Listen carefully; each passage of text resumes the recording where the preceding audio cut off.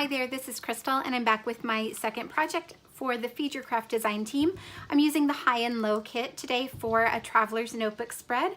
I have a photo of a dead plant and that's what I'm going to document today. I'm also going to do some repeat stamping and I have the cut apart embellishments already cut out and ready to go.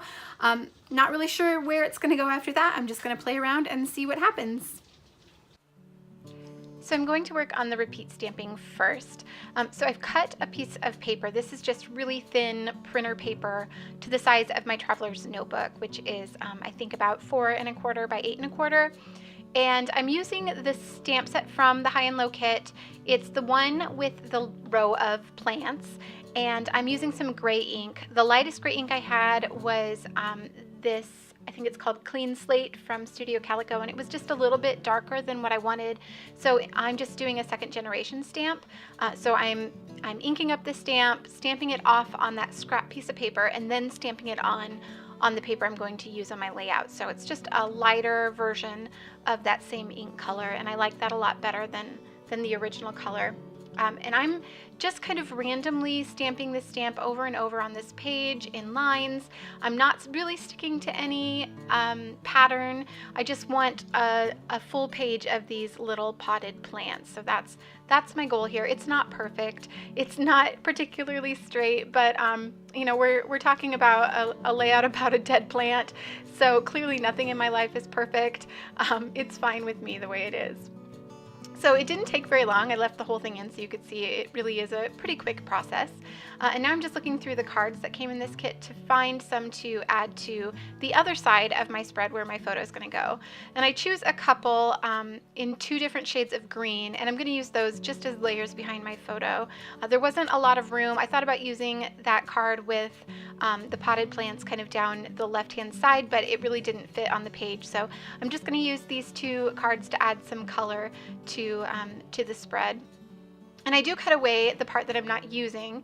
I'm only keeping the little corners that actually show on the page. That way there aren't as many layers. It's not as thick in this traveler's notebook, and it also makes it so that I can use the rest of the card on another layout in the future. So I just trimmed those off, and then I've glued them behind my photo to mat it, and now it's time to start embellishing. So I'm going to use this tag that was part of the cut apart sheet. I just used my hole punch to punch the hole in it. I hadn't done that yet, and then I added it to the bottom of my photo, and I'm just kind of building up layers on my photo. I'm not sure exactly where on the page the photo is going to sit yet, so I'm just adding the layers on top, and then I will adhere it all down together once I figure out where exactly it's going to go. But first I'm going to add my title. So these are super old thickers. I've had them for, I don't know, maybe close to 10 years now. They're black, and they're kind of a corrugated cardboard. I have several sets of them. I really loved them when they came out, so I bought lots of them. I think they were part of a Pebbles family something collection. Like I said, lots of years ago. They're actually not even that sticky, but they were sticky enough to work on this layout. So I spelled out my title, which is Plant Killer, because that is what I am. And I'm adding it to the left-hand side of my page where I did the repeat stamping. And now that I have the title down, I can go ahead and adhere this to the actual notebook. It's a very thin piece of paper, so I had a little bit more trouble than I normally do adhering paper to the notebook. I didn't want to tear it. It felt really fragile in my hands once it had the adhesive on it, so I had to be a little bit more careful than usual. And with my title in place, I can finally glue down my photo, and I added a little word strip from the cut apart sheet that says Greenish Thumb, and now I'm going to add a stamp below that using that same ink and also doing a second generation stamp that says Not. And I made a little bit of a mess on my page. I got a little ink over to the left-hand side of that side of the page, but I tried to kind of erase it. It didn't really work, so I'm just going to leave it. Like I said, nothing here is perfect, so it doesn't bother me too much that there's a little smudge there.